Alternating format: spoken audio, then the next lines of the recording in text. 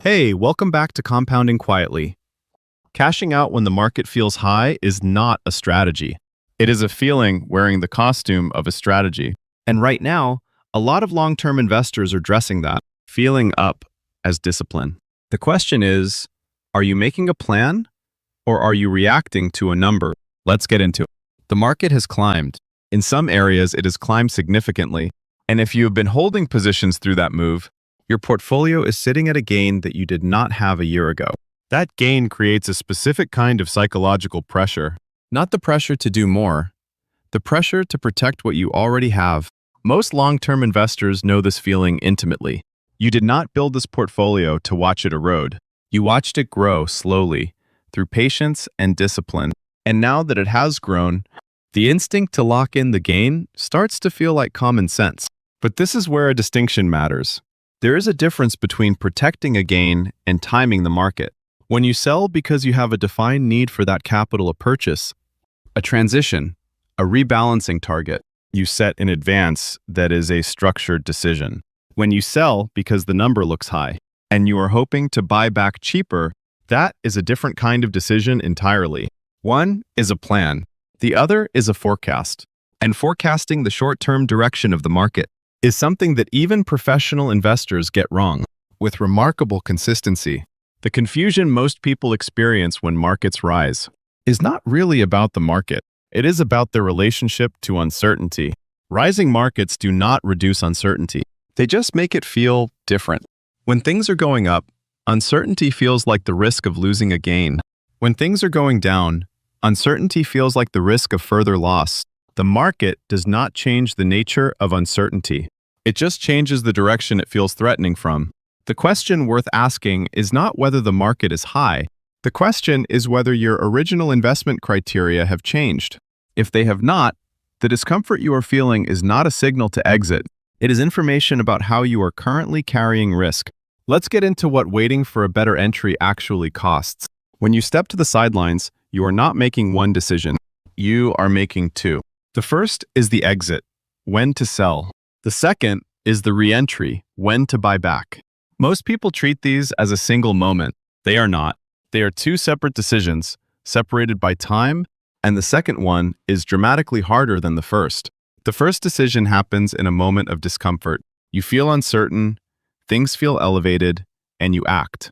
The second decision has to happen in the middle of a market environment that is just as uncertain, but now. You are also carrying the cognitive weight of having to be right about the first one. Here is why that matters. If you cash out and the market rises further, the psychological pressure to wait even longer increases. Buying back at a higher price feels like admitting you were wrong, so you wait. If the market then drops, you feel like you were right. But now you are waiting for it to fall further before you feel comfortable re-entering. And if it starts rising again, without giving you that clear entry point, the moment passes. Most investors who cash out in a rising market end up buying back in only after the recovery is already visible, which is precisely when things feel safe enough to act again. But safe feeling and optimal are not the same thing. In fact, they tend to be opposites. There is a pattern worth understanding here. Long-term equity returns are not distributed evenly across time. A meaningful share of the total return has historically been concentrated in a relatively small number of trading sessions. Missing those sessions, even a handful of them, can significantly reduce your long-term outcome. And those sessions rarely announce themselves in advance.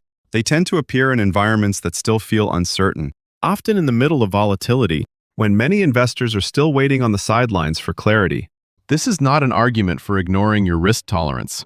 It is an argument for understanding what the actual cost of the wait is, not in theory, but in the practical experience of a human investor, making decisions in real time, under uncertainty, without knowing what comes next. Coming back to the original question, should you cash out and wait? The answer depends entirely on what that cash is for. If you are approaching a meaningful life transition, a major purchase, a shift in income, a retirement that is 2 or 3 years away, then moving toward a more conservative position is not a market call. It is a risk management decision that belongs in your plan, regardless of where the market is. That is a completely separate conversation. But if you are a long-term investor whose time horizon has not changed, and the feeling driving this question is primarily that things look elevated and uncertain, then what you are experiencing is not a planning signal. It is a risk tolerance signal, and the correct response to that signal is to examine whether your current allocation genuinely reflects your tolerance, not to attempt an exit at a moment that feels like the right time. Think about what a real reentry condition would actually need to look like. It would need to be specific, not when things feel safer, but a defined level, a defined trigger, a pre-decided condition you would have committed to before the exit. If that condition does not exist, then the cash position you are moving into is not a strategy. It is an open-ended wait with no defined resolution. And open-ended waits tend to compound in cost because the longer you are out, the harder it becomes to identify the moment to go back in.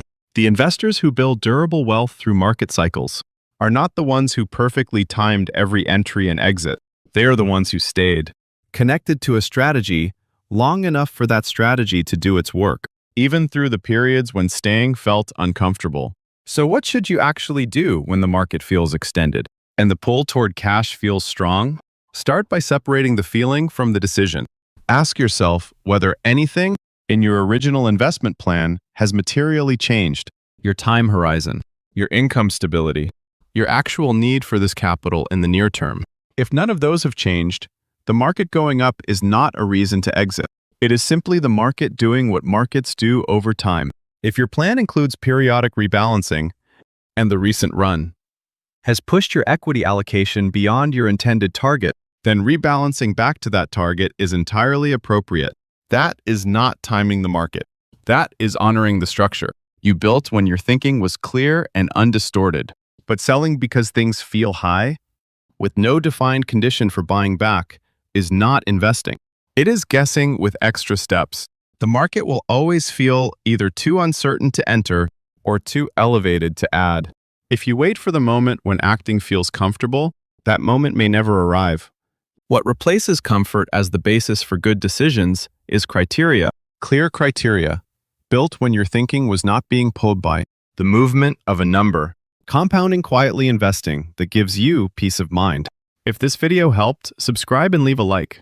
I hope this becomes a small source of strength in your investment journey. The content in this video is for general informational purposes only. All final decisions and responsibilities remain with the investor. Thank you for spending time with Compounding Quietly today.